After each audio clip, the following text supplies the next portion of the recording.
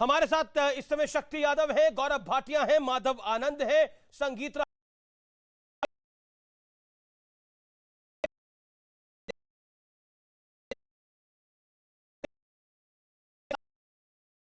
तो वो मुस्कुरा रहे थे।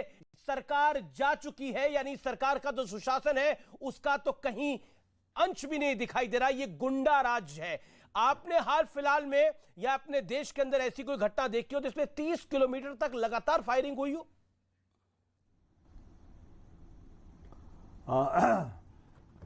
सबसे पहले तो एक बात मैं कहना चाहूँगा, ये सामान्य घटना नहीं है और मैं इससे मानता हूँ कि असामान्य आपराधिक वारदात है। आपराधिक वारदात होते हैं देश के सभी हिस्सों में, लेकिन ये असामान्य है। इसको मैं चुनौती के रूप में लिया है, क्योंकि चुनौती पेश की गई है और उन चुनौतियों का निर्वहन भी करना है और तार्किक परिणति तक पहुँचाना है और नज़ीर भी पेश करना है कि पुनरावृत्ति करने वाले के रोंगटे एक बार जरूर उन अपराधियों को जरूर खड़े हो जाए कि अगर हम करेंगे तो हमको कहाँ शासन भेजेगी। ये ठीक है कि कमजोर तबके की चर्चा करेंगे तो इनको परेशानी होगी, हम अल्पसंख्यक की चर्चा करेंगे तो परेशानी होगी। जहाँ जहाँ वो निशाना बनाया है सबको देखा है और सही है कि बछवाड़ा से जब निकला है तो एनएच को पकड़ कर करके वो निकलता चला गया है और जो सीसीटीवी कैमरे का जो फुटेज है उसको पुलिस ने भी सार्वजनिक किया है। कुछ लोगों को डिटेन भी किया गया है, लेकिन पुलिस अभी गोपनीय है। इन चीज़ों को सार्वजनिक आपके मंच पर तक पहुंचाएगी। चीज़ों को हम चुपचाप इन चीज़ों को तमसबीन भर करके नहीं देख सकते। लेकिन देखिए, केंद्रीय मंत्री गिरिराज सिंह ने मेरे साक्षात्कार में कहा कि नीतीश कुमार असली सीएम है ही नहीं, असली सीएम तो आरजेडी के लालू यादव।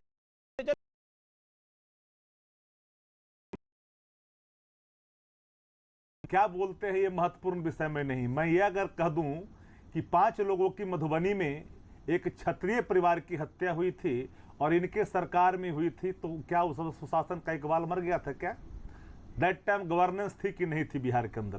अगर उस समय गवर्नेंस थी, इस समय आपराधिक घटना नहीं, इस समय अगर आपराधिक घटना हो, मैं स्वीकार कर रहा हूं ना, ये हमारी नैतिक जिम्मेदारी है। बिल्कुल, ये आप जहां नेग्लिजेंसी हुई है, आपने बोला कि ये नैतिक जिम्मेदारी है, हम स्वीकार कर रहे हैं। गौरव भाटिया, आरजेडी कह रही है कि नैतिक जिम्मेदारी है, स्वीकार कर रहे हैं। जेडीयू और आरजेडी दोनों कंबाइंड कर रही है कि पॉलिटिकल ड्रामा नहीं होना चाहिए।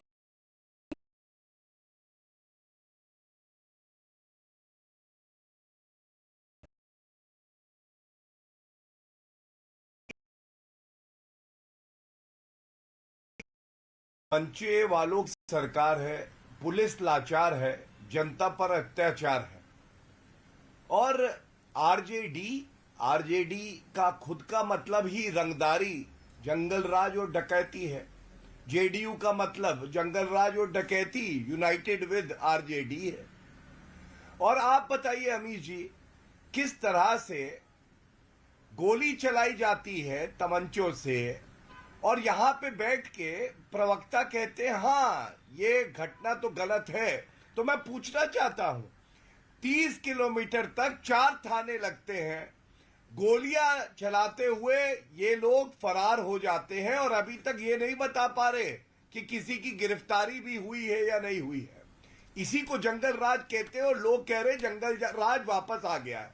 दूसरी बात, अगर ये घटना गलत है, बिल्कुल गलत है, लेकिन मैं पूछना चाहूंगा 10 अगस्त 2022 प्रभात खबर के पत्रकार गोकुल यादव की हत्या, 11 अगस्त को पुजारी की हत्या, 11 अगस्त को ही टोयोटा शोरूम में एक गार्ड को गोली मार दी जाती है, 12 वर्षीय एक बच्ची के साथ दुष्कर्म किया जाता है और अभी पुलिस की कैद से 2 अपराधी छुड़ा के लोग भाग जाते हैं। अब आप बताइए, जंगल राज नहीं है तो और क्या? जवाब शक्ति यादव जवाब। जी शक्ति यादव जवाब 40 सेकंड। शक्ति यादव जवाब। जी अभिषेक जी, मैं बहुत संजीदगी के साथ गंभीर मुद्दों पर जवाब देना चाहूंगा गौरव भाई को। सबसे पहले आरटीआई कार्यकर्ता की हत्या, इसमें पार्ट ऑफ द गवर्नमेंट की भूमिका में भाजपा थी, मोतिहारी में हुई। 5 लोगों की हत्या हो गई, पत्रकारों की मधुबनी में संलिप्तता भारतीय जनता पार्टी की आई। खुलेआम इनके जो पर्यटन मंत्री का बेटा अग्नेस्त्र बेतिया में लहराया, चुपचाप बैठ करके तमस्बीन बनते रहे, उस पर प्रतिक्रियाएं नहीं, दही जमाए बैठे रहे, ये इनके सामने हुई। लगातार कई ऐसे, एक नहीं, बेतिया में हुई 4 लोगों की एक बार एक चुप्पी मतलब आप कह रहे हैं कि जितनी आपराधिक वारदातें हो रही हैं उसमें बीजेपी सम्मिलित है।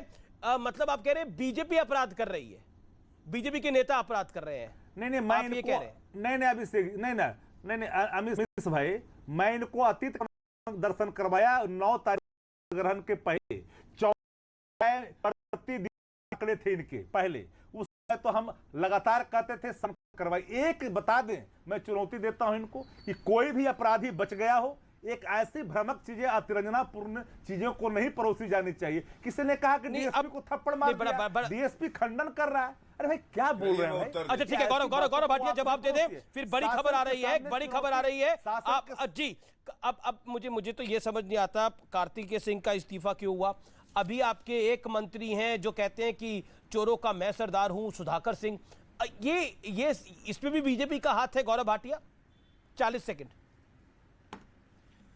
नहीं अमीश जी, सबसे पहले तो मैं ये कहूंगा कि देखिए, जो इनका वक्तव्य है ना, ये भारत की और बिहार की जनता देख रही है, जिम्मेदारी नहीं ले रहे।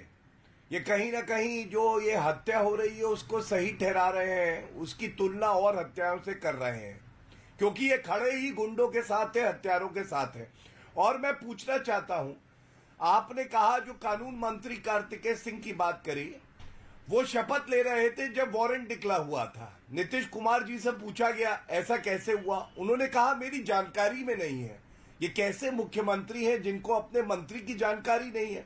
वो भी क्या भाजपा ने कराया? और आपने बिल्कुल सही बात कही, एक और मंत्री कह रहे हैं कि मैं चोरों का सरदार हूं। सुधाकर, मतलब लूट खसोट, चोरी, हत्या, डकैती, यही चरित्र है आज की इस आरजेडी जेडीयू सरकार को। और मैं एक जी जवाब शक्ति यादव का जवाब, शक्ति यादव का जवाब, जी शक्ति यादव जवाब। क्या उम्मीद कर सकते हैं? 30 सेकंड।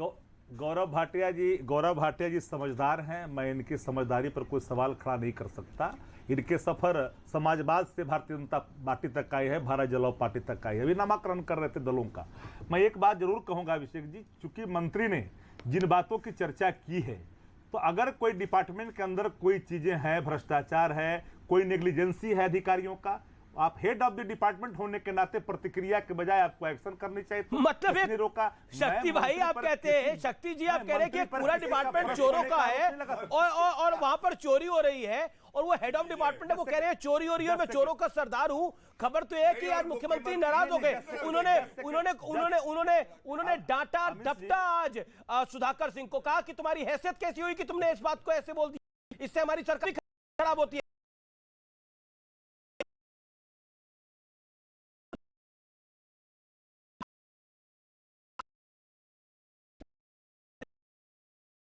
ये कहा सुधाकर सिंह ने। आप कह रहे हैं कि ये चोरी की बात एक सामान्य बात है, एक मंत्री कह रहा है कि मेरे विभाग में सब चोर हैं।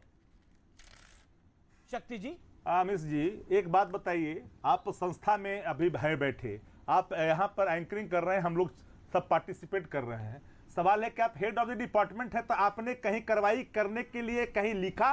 क्या आपने एक्शन कोई किया जो किसी ने रोका? सवाल नंबर 1। मैं इन बातों को कभी नहीं मान सकता। 17 वर्षों तक भारतीय जनता पार्टी के पास सही है तो नीतीश गलत है, पार्टी के पास था तो निकाल दीजिए मंत्री को। अगर वो गलत है तो या मुख्यमंत्री खराब है, या तो मुख्यमंत्री खराब है या मंत्री खराब है। आपकी बात से नहीं वाह, परस्पर प्रतिक्रियाएं को गंभीरता पूर्वक ली जाती है। और एक बात और जान लीजिए, नाखून काट करके कोई अगर शहीद होना चाहता है तो ऐसा नहीं है अमीश भाई। तो कौन नाखून कटवा रहा है, कौन शहीद हो रहा है? अभी महीना भी नहीं आप इतनी पहेली मत बुझाइए। महीन बोल रहे हैं ना कि वो नाखून कटवा के शहीद होना चाह रहे हैं, यानी वो बीजेपी की तरफ तो नहीं जाना चाह रहे हैं, ये कह रहे हैं। ओके प्रोफेसर आगे नहीं, वो जैसे इनसे बातचीत से ये लग रही है, जो अभी जो एक सेकंड यादव जी, जो यादव जी के बातचीत प्रोफेसर आगे जो अभी ये बोल रहे हैं, शक्ति जी जो बोल रहे हैं, उससे ऐसा लग रहा है नाखून काट करके शहीद होना चाहते हैं। इसका मतलब ये है कि कहीं ना कहीं वो भारतीय जनता पार्टी की तरफ जाना चाहते हैं, या ये इस गठबंधन से बाहर निकल करके जाना चाहते हैं, और ये इनको शहीद होने देना नहीं चाहते हैं। इसका विश्लेषण यही निकल करके आता है, जो बाकी वो बता सकते हैं बेहतर तरीके से।